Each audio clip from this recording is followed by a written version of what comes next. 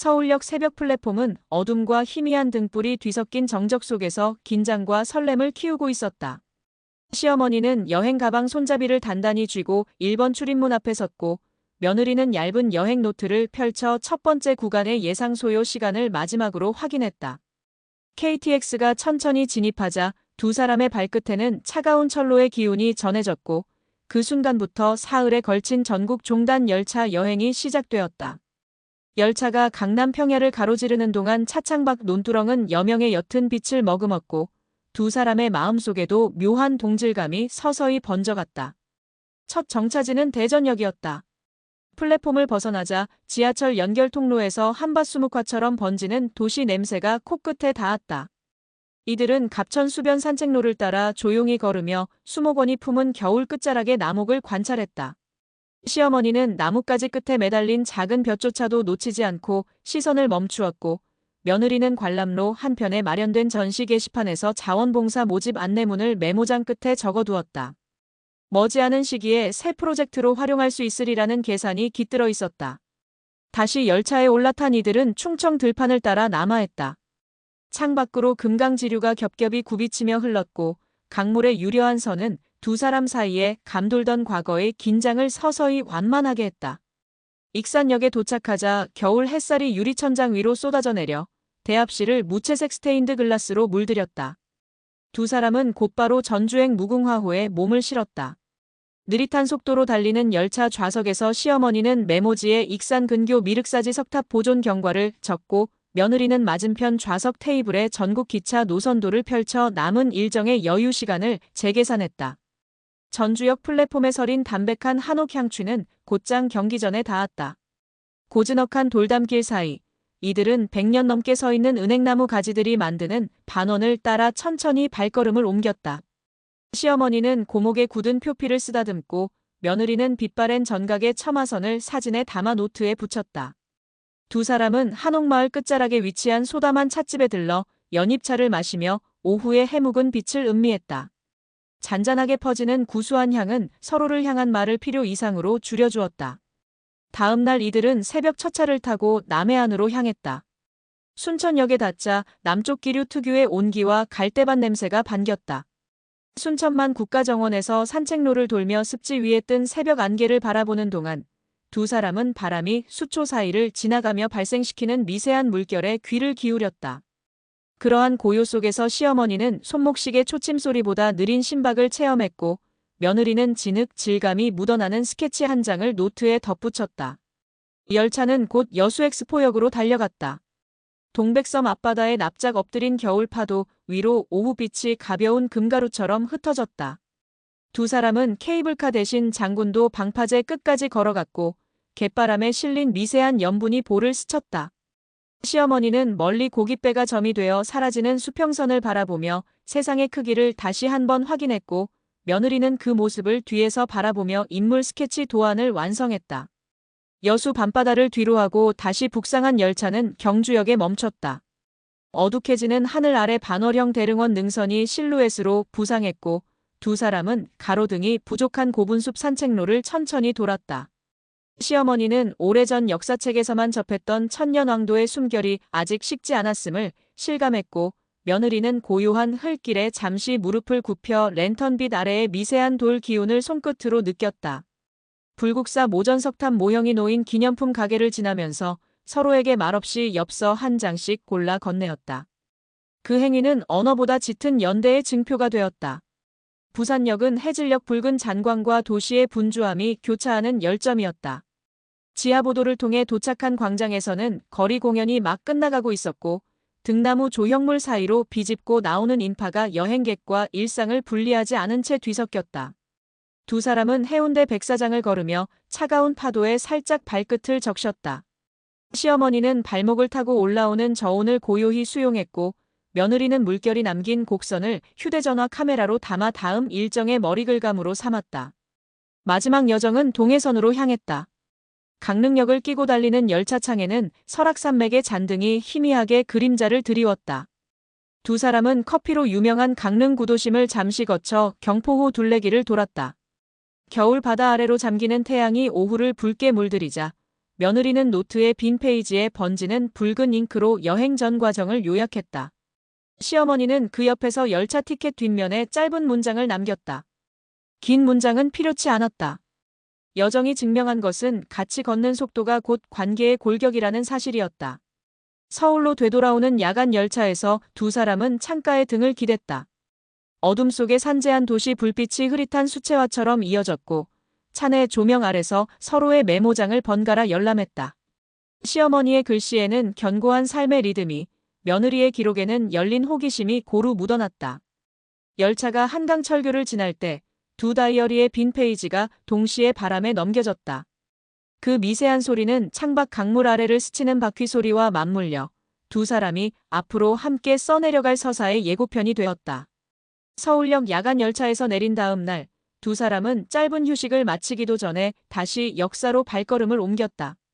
전국 일주 일정은 이미 완주한 셈이었지만 여행의 골격이자 동력이 되어준 철도 자체를 깊이 들여다보지 못했다는 자각이 들었다. 그래서 남은 사흘을 노선 탐방에 온전히 할애하기로 했다. 이번에는 도착지가 목적지가 아니라 선로와 열차가 만들어내는 시간의 층위를 체험하는 것이 취지였다. 첫날 아침, 두 사람은 지표구역에서 국영철도 공사가 발행하는 네일로 패스와 유사한 성인용 자유이용권을 수령했다. 자유이용권 첫 행선지는 백두대 간협곡 열차, 이른바 V-TRAIN이 운행되는 영동선이었다. 중앙선 KTX-EUM을 타고 봉양역에 내려 갈아탄 협곡열차는 세량 모두 백색 바디에 붉은 띠를 두르고 있었다. 터널을 빠져나올 때마다 창밖 협곡은 암벽과 잔설, 그리고 가늘게 흐르는 남한강 최상류가 번갈아 스쳤다. 객실 창문은 일부러 손잡이를 돌려야만 열리도록 설계되어 있었고 두 사람은 잠시 창을 내려 차창 틈새로 들어오는 겨울 공기를 맞았다. 차체가 기울어지는 구간에서는 좌석 등받이가 옆으로 흔들렸고 그 미세한 진동은 서로의 손목 시계에 기록된 분침보다 더 세밀한 리듬으로 다가왔다. 협곡열차의 종착역 분천은 해발 고도가 높은 탓에 적설량이 남아있었다. 대합실 난로 위에서 피어오르는 장작 냄새를 스치듯 지나 두 사람은 곧바로 O-TRAIN으로 환승했다. O-TRAIN은 백두대간을 타원형으로 순환하는 형태라 O라는 이름이 붙었고 창문 위쪽에 파노라마 글라스가 설치돼 있었다. 가파른 300능선을 빙두루루 돌아내려올 때마다 파노라마 글라스에는 흐린 구름층이 스쳐 지나갔고 그 아래로 선로 보수 인부들의 형광조끼가 점처럼 찍혔다. 시어머니는 허리를 약간 뒤로 젖혀 창 위쪽 풍경을 오래도록 응시했고 며느리는 좌석 테이블 위에 펼친 노선도에 각 구간 통과 시간을 기입했다. 시간 기록은 단순한 데이터가 아니라 한 세대와 다음 세대가 공유하는 족적의 좌표가 되었다. 이튿날 일정은 남해를 따라 달리는 S-TRAIN이 중심이었다. 진주역에서 출발해 순천을 거쳐 목포로 이어지는 250km 남도 해안선은 철길과 갯벌이 교차하며 길게 이어졌다. 열차는 슬로 언드시닉을 캐치프레이즈로 내세웠다. 창문 바깥으로는 갯벌 위를 걷는 외가리, 해풍에 뒤틀린 해송, 그리고 드문드문 자리 잡은 어촌 마을의 슬레이트 지붕이 이어졌다.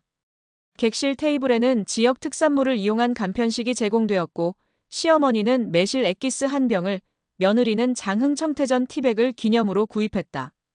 열차가 보성역 근방 녹차밭을 지날 때 객실 조명이 잠시 꺼지고 녹색 채광등이 켜지며 풍경을 극적으로 부각했다.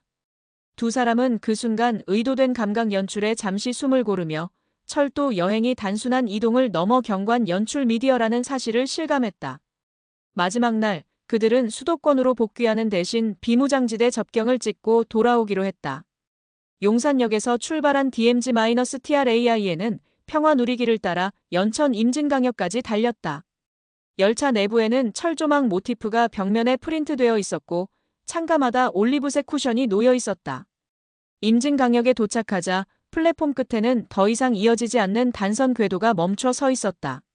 시어머니는 선로 위에 내려앉은 철새떼를 바라보며 과거 자신의 청춘이 멈춰있던 장면들을 복기했고 며느리는 역 구내 게시판에 적힌 철도 남북 연결 준비 상황 안내글을 복사해 노트에 철했다. 끝에서 다시 시작되는 선로의 서사는 두 사람에게 미완성의 미래를 예고하는 동시에 또 다른 여행의 발화점이 되었다. 서울로 돌아오는 마지막 열차는 파주에서 출발하는 경의중앙선 일반 열차였다. 동력차가 천천히 시속 100km 이하로 달리자 야간 조명이 차내에 부드럽게 흘렀다. 두 사람은 창가 좌석에 앉아 3번의 일몰과 3번의 일출을 지나며 축적된 기록들을 펼쳐놓았다. 시어머니의 수첩에는 협곡에서 맞은 복합진동, 백두대간 순환선의 파노라마 효과, 남도 해안선의 완만한 곡률 같은 문구가 기술적으로 자리했고, 며느리의 노트에는 동해안 철로 복선화 과제, 관광열차와 지역 경제의 상관계수, DMZ 노선의 평화 상징성 같은 단상이 세밀하게 적혀 있었다. 두 사람의 지면이 겹치는 지점에는 다음 여정을 위한 백지 한 장이 남았다. 열차가 청량리 근교를 통과할 즈음 객실 스피커에서는 이번 역은 회기, 다음은 청량리라는 안내 음성이 잔잔히 울렸다. 창밖으로 sak풍에 흔들리는 신호기가 지나가고 전동기의 낮은 우음이 두 사람의 호흡과 어긋나지 않게 이어졌다. 전국을 잇는 레일은 이 여정으로 닫히는 듯 보였지만 사실상 또 다른 교차점이 될 것이었다. 여행은 완결이 아니라 지도 위에서 선로가 겹치듯 삶의 층위를 교차시키는 작업이라는 깨달음이 두 사람의 가슴에 동시에 새겨졌다. 그렇게 철길 위에서 엮인 경험은 단순한 추억을 넘어 서로의 세대가 함께 분석하고 설계할 새로운 프로젝트의 프롤로그로 자리 잡았다. 청량리 종착 후 며칠이 흐르자 두 사람은 여행에서 수집한 메모와 승차권, 노선도 복사본을 한데 모아 대한민국 철도지리 백서라는 임시 제목을 붙였다. 용산의 철도박물관 자료실 열람증까지 발급받은 뒤 그들은 아직 경험하지 못한 노선이 백두대간 동쪽 사면에 더 남아있음을 깨달았다. 그래서 기획서에 빈칸을 채운다는 명목으로 다시 한번 배낭을 꾸려 태백선과 영동선 동해안 구간을 종단하기로 했다. 이번 여정의 핵심은 해발차와 조망의 대비를 직접 체감해 기록하는 것이었다. 첫 구간은 제천역에서 출발해 추전역을 거쳐 태백역으로 이어지는 무궁화호였다. 해발 855m 추전역은 대한민국 최고 높이의 간이역답게 플랫폼 끝이 구름에 접하는 듯한 착시를 선사했다. 두 사람은 열차가 잠시 정차한 사이 눈이 소복이 쌓인 침묵 사이를 살펴보며 레일 충력 유지 장치를 관찰했고 시어머니는 레일 온도와 변형을 측정하는 레일패드의 마모 상태를 노트에 기술했다. 며느리는 역 앞 눈밭에 세워진 적설계를 휴대폰 카메라로 여러 각도에서 촬영해 나중에 GIS 좌표와 겹쳐 데이터베이스화할 계획을 세웠다. 태백역에서 강릉선 동쪽 분기점까지 이동하는 구간은 풍력 발전기 군락과 문어미 고개를 수차례 넘어야 했다. 열차가 가파른 기울기를 오를 때마다 디젤 기관차의 장력이 균일하게 유지되는지 확인하기 위해 며느리는 속도계 앱을 켜 RPM 변화를 기록했고 시어머니는 비교 대상이 될 수 있는 과거 운행 책자를 펼쳐 표고 차당 출력 곡선을 대조했다. 양방향 수치를 매칭하는 과정은 마치 세대 간 경험치를 시계열로 정렬하는 작업과 같았다. 삼척해변역에서 바다 열차 시 TRAIN로 갈아타자 창문 너머 동에 수평선이 눈부신 푸른 띠를 그렸다. 해송숲 사이로 이어진 단선 구간에서 열차는 시속 30km 안팎으로 속도를 줄였다. 운영 측의 계획적인 감속이었다. 객실 내 오디오 시스템이 일시에 꺼지고 대신 창문 틈새로 파도와 자갈이 부딪히는 자연음이 미세하게 들렸다. 두 사람은 그 순간을 놓치지 않고 오디오 레벨 기록기와 소음계를 작동했다. 해안선 철도의 의도적 사일런스가 관광객 체감 만족도를 얼마나 높이는지 향후 보고서의 질적 지표로 삼기 위함이었다. 동해안 종단이 끝나자 이번에는 서해안 관광열차 G-TRAIN 골드 트레인을 체험하기 위해 용산행 KTX로 곧장 돌아왔다. 서해 금빛 노을을 상징한다는 G-TRAIN은 좌석이 180도 회전하도록 설계되어 승객이 해질녘 황금빛 갯벌을 어느 방향에서도 감상할 수 있도록 배려했다. 시어머니는 회전 좌석 구조가 고령 승객에게 주는 물리적 피로도를 관찰하고자 회전 횟수마다 좌석 하중 변화를 눈금자로 측정했다. 며느리는 광각 렌즈로 좌석 회전 전후의 시야각을 촬영해 가시 경관 확대 효과 항목에 삽입할 도면화를 구상했다. 충남 삽교호 인근을 지날 때 황금빛 수평선이 객실창을 온통 물들였다.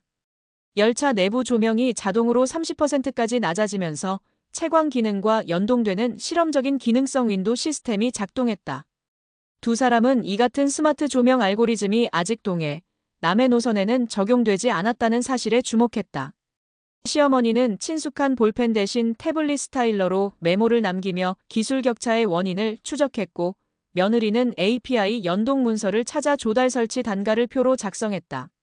종착역 익산에서 다시 전주행 로컬선에 몸을 실으며 두 사람은 여정의 마지막 과제로 노선 경험 가치를 정량화하기 시작했다. 파노라마 창면적, 평균 속도 대비 조망 가시거리, 객실 내 정숙 구간 비율, 철도 역사 문화 자원 접근성 등 13가지 항목을 설계해 5점 척도로 채점했다. 각 노선의 점수를 합산해보니 의외로 태백선이 가장 높은 점수를 기록했고, 해안선보다 협곡 노선에서 두 사람이 공유한 몰입도가 상대적으로 크다는 사실이 밝혀졌다. 이 지표는 여행의 하이라이트가 꼭 화려한 풍경만은 아니다라는 묵직한 시사점을 던졌다. 서울로 복귀한 후 두 사람은 국토교통부 공모전 철도관광 활성화 아이디어에 참여하기로 뜻을 모았다. 백서의 실적 데이터를 정리한 뒤 그들은 세대통합형 철도 체험 패스라는 제목으로 제안서를 도출했다. 주요 내용은 고령층 청년층 동시 할인 겹침 구조 노선별 체험 미션 도입 및 데이터 기반 트로피 시스템 역사 문화 자원 해설사 연계 프로그램 등이었다. 시어머니는 실제 열차 운영 경험과 여행자 동선 최적화를 담당했고, 며느리는 데이터 시각화와 온라인 커뮤니티 매핑을 맡았다. 제안서를 제출한 날, 두 사람은 다시금 청량리역 광장을 거닐었다. 플랫폼 상행선 전광판에는 이미 자정을 넘긴 원주행 막차 시간이 깜빡이고 있었다. 철로 위를 쉬지 않고 달려가는 열차의 행렬이 끝나지 않는 한 여행 역시 완결이 없다는 사실을 실감하며 그들은 다음 분기의 토론 주제를 국경을 넘어 시베리아 횡단철도로 확장할 수 있는 연계 노선으로 정하기로 마음속에 새겼다. 이 결심은 이미 한반도 레일 위에서 입증된 공동기획자로서의 호흡이 이제는 대륙의 철목과 금속 레일까지 뻗어나갈 준비가 되어 있음을 증명하고 있었다. 청량리 광장에서 돌아온 뒤 두 사람은 곧장 서울역 여행센터의 국제열차 정보실로 향했다. 남북 간 철로가 아직 이어지지 않은 현실을 고려해 부산까지 고속선으로 이동한 뒤 동해항에서 러시아 블라디보스토크행 카페리로 환승하는 경로를 계획표 첫 줄에 적었다. 블라디보스토크부터 모스크바까지 약 9,000km를 달리는 시베리아 횡단철도 구간은 7개 시간대를 통과하므로 장거리 열차에서 생체 리듬을 유지하기 위한 일정 구획표가 필요했다.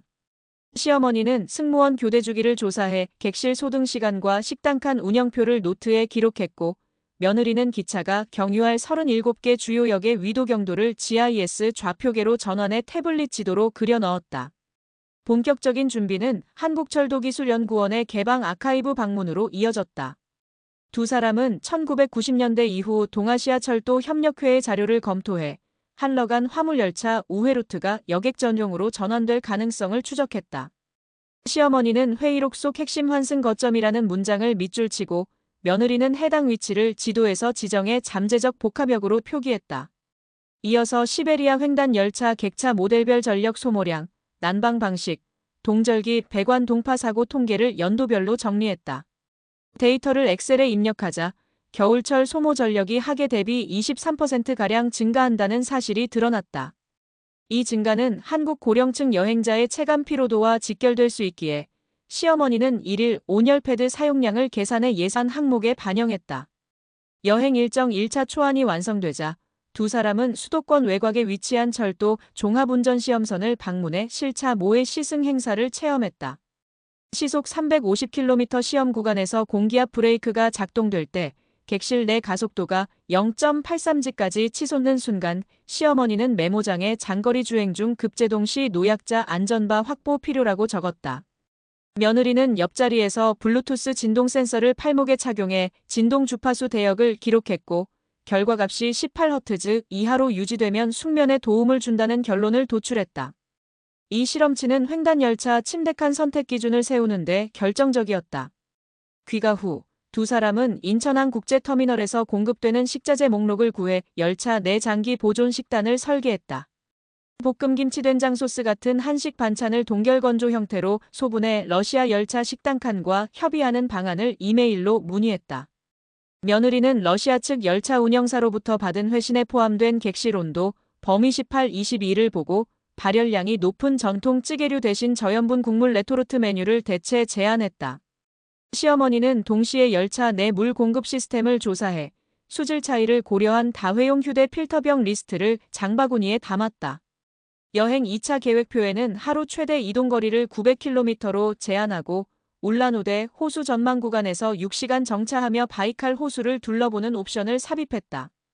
또한 위도 상승에 따라 해가 길어지는 6월을 출발 시점으로 잡아 일몰 사진 촬영과 차창 관측 시간을 확장했다. 며느리는 디슬립 카메라 셔터 속도를 테스트해 황혼 구간 노출값을 계산했고 시어머니는 차내 독서 등 광량을 조절할 수 있는 휴대용 클립 조명을 준비물 목록에 올렸다. 이어폰으로 듣는 오디오 가이드를 대신해 객실 내 벽면에 자석식 QR코드를 부착해 역사지질 정보를 실시간 스트리밍하는 아이디어도 추가했다. 마지막으로 두 사람은 모든 준비 과정을 세대 융합형 국제열차 레퍼런스 투어라는 제목의 40쪽 분량 보고서로 정리해 국토교통부 공모전에 첨부했다. 보고서 말미에는 철로는 물리적 국가 경계를 넘는 동시에 심리적 세대 경계를 해소한다라는 결론을 실었다. 제출을 마친 밤 청량리역 광장 시계탑 아래에서 두 사람은 각각 휴대전화 알람을 맞추었다. 98일 뒤 부산발 블라디보스토크 행카페리 승선일 알람이었다. 플랫폼을 비추는 LED 조명이 잦아들자 기차 차륜이 그린 궤적처럼 두 사람의 계획도 묵묵히 그러나 꾸준히 대륙을 향해 뻗어나가고 있었다.